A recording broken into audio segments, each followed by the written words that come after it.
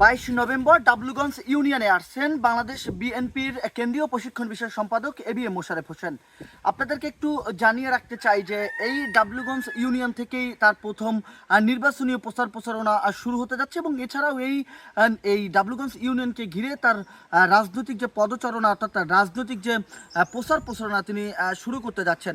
আমি আপনাদেরকে দেখানোর চেষ্টা করছি যে সেই ডাবলুগঞ্জ ইউনিয়নে কিন্তু বিভিন্ন ব্যানার ফেস্টুনে কিন্তু ছেয়ে গেছে এবং এছাড়াও নতুন সাজে নতুন রঙে কিন্তু তাকে বরণ করার জন্য এখানকার যে নেতাকর্মীরা রয়েছেন তারা ব্যানার ফেস্টুন দিচ্ছেন। অর্থাৎ এখানকার নেতাকর্মীদের সাথে কথা বলছি, তারা সবাই এক কথা এটা বলছে যে 22 নভেম্বর যে ডাবলুগঞ্জ ইউনিয়নে অর্থাৎ কলাপাড়ার যিনি বিএনপির মনোনীত প্রার্থী তিনি এবিএম মোশাররফ হোসেন, তিনি এখানে আগমন ঘটবেন। এই আগমনকে কেন্দ্র করে তারা নতুনভাবে সাজতে শুরু করেছেন এবং এছাড়াও বিভিন্ন প্রতিষ্ঠানকে তারা বিভিন্ন মাধ্যমে অর্থাৎ বিভিন্ন নেতাকর্মীরা এখানে উপস্থিত হবে বলে এমনটা এখানকার স্থানীয় নেতাকর্মীরা আমাদেরকে জানানোর চেষ্টা করছেন।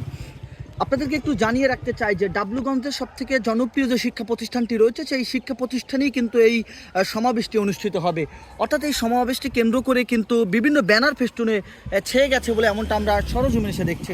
আপনাদেরকে এক নজরে সেই দৃশ্য দেখানোর চেষ্টা করছি এবং সর্বশেষ আপনাদেরকে জানিয়ে রাখতে চাই যে এই ডাবলুগঞ্জে এবিএম মোশাররফ হোসেনের আগমনকে কেন্দ্র করে স্থানীয়দের মাঝে নতুন একটি উৎসব উদ্দীপনা বিরাজ করছে এবং এর প্রেক্ষাপট অনুযায়ী পুরো অঞ্চলটি অর্থাৎ এই ডাবলুগঞ্জ ইউনিয়নটি কিন্তু বিভিন্ন ব্যানার ফেস্টুনে ছেয়ে গেছে বলে এমনটা আমরা সরজমিনে এসে দেখছি।